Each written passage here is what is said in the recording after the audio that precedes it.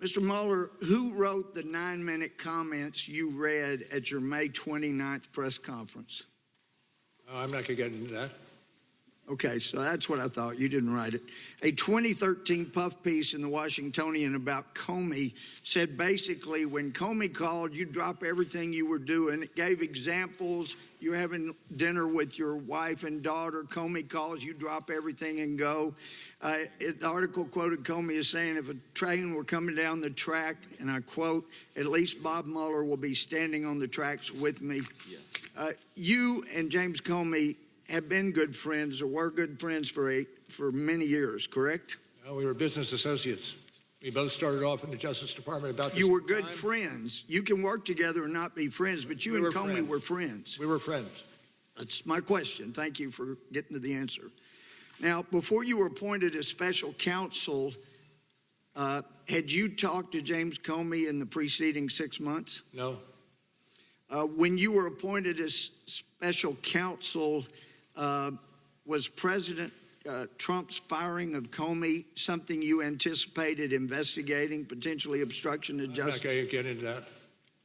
That's internal deliberations in the Justice Department. Actually, it goes to your credibility, and maybe you've been away from the courtroom for a while. Credibility is always relevant. It's always material, and that goes for you, too. You're a witness before us. Let me ask you, when you talked to President Trump the day before he appointed you, or you were appointed as special counsel, you were talking to him about FBI director position again. Did he mention the firing of James Comey? Not as a candidate.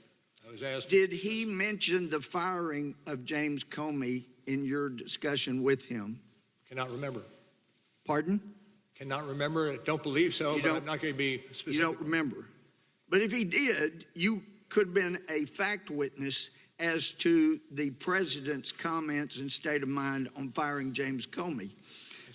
I suppose that's possible. Yeah. So most prosecutors want to make sure there's no appearance of impropriety.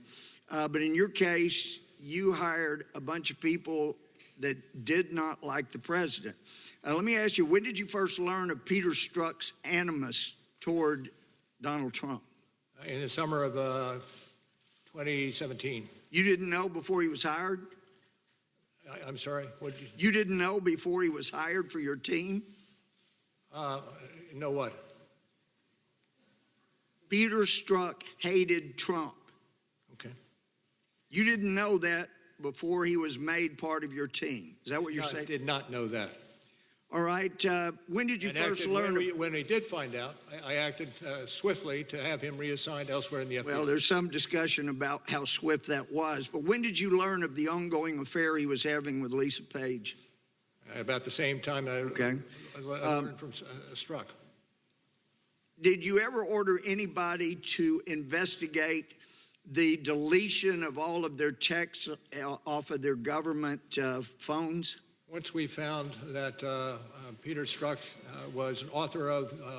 Did you ever May I finish? order, well, you're not answering my question. Did you order an investigation into deletion and reformatting of their government phones? No, there was an IG investigation ongoing.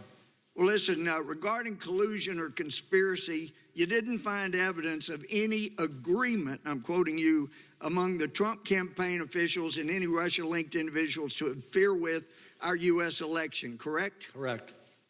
So you also note in the report that an element of any of those obstructions you referenced requires a corrupt state of mind, correct? Corrupt intent, correct. Right. And if somebody knows they did not conspire with anybody from Russia to affect the election, and they see the big Justice Department with people that hate that person coming after them, and then a special counsel appointed who hires dozen or more people that hate that person, and he knows he's innocent. He's not corruptly acting in order to see that justice is done. What he's doing is not obstructing justice. He is pursuing justice. And the fact that you ran it out 2 years means you perpetuated injustice. I take your Gentleman's question. time has expired. The witness may answer the question. I take your question. The gentleman from Florida. Director Mueller,